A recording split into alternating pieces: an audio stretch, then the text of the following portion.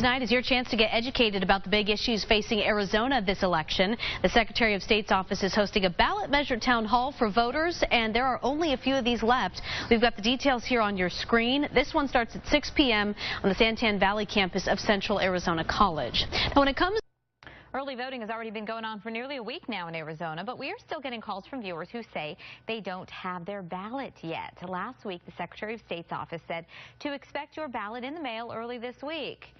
So if you haven't gotten it yet, don't panic, even if someone else in your household has already received theirs. We were also told you may get two, and not to be concerned about that either. Some are claiming voter fraud after Indiana's Secretary of State confirmed thousands of birthdays were recently changed. Now Arizona officials are on fraud watch.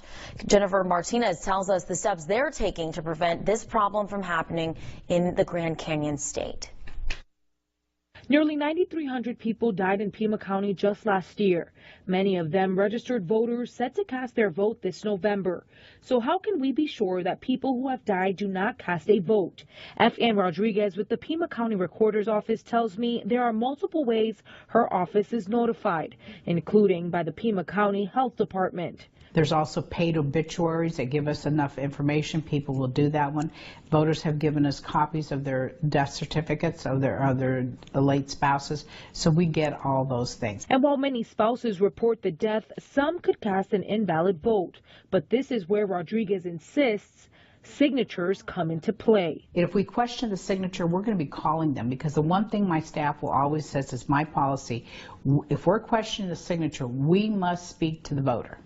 We have to actually speak to the voter. Here in Pima County, nearly 80% of people send in early ballots, and some people forget, winding up with 2 votes for 1 person. Because the poll worker will have the information that that person has been issued an early ballot.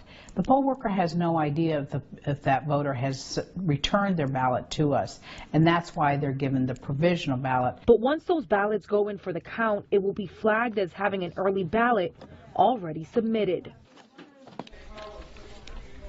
In our continued coverage of Proposition 205, today we're hearing from those in favor of legalizing recreational marijuana and voting yes on Prop 205. We spoke to the chairman of the Yuma County Cannabis Coalition.